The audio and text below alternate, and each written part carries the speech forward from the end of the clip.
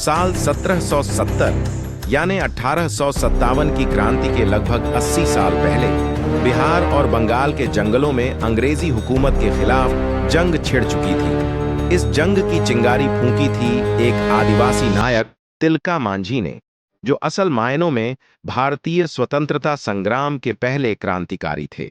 11 फरवरी 1750 को बिहार के तिलकपुर नामक गांव में एक आदिवासी संथाल परिवार में तिलका मांझी का जन्म हुआ। वैसे उनका वास्तविक नाम जबरा पहाड़ियां था। तिलका मांझी नाम तो उन्हें अंग्रेजों ने दिया था।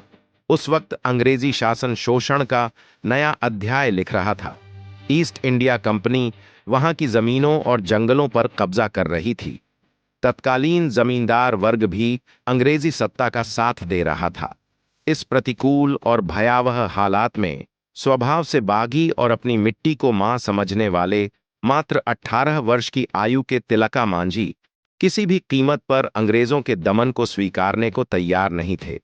साल 1770 में बंगाल और बिहार में जब भीषण अकाल पड़ा, तब अंग्रेजों ने कर वसूलने की नई शर्तें थोप दी, जिसके बाद तिलका मांझी ने इसके खिलाफ खुलेआम हल्ला बोल दिया। उन्होंने अंग्रेजी शासन का खजाना लूटकर आम गरीब लोगों में बांट दिया।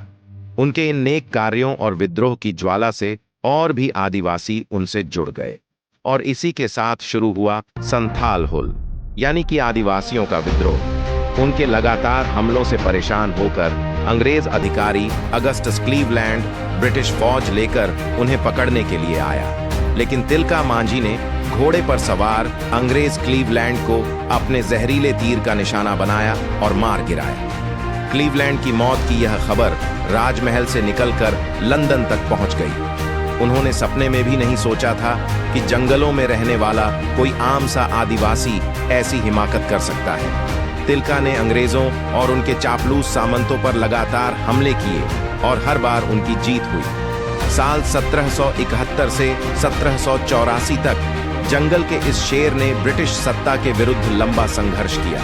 उन्होंने कभी भी समर्पण नहीं किया, न कभी झुके और न ही डरे।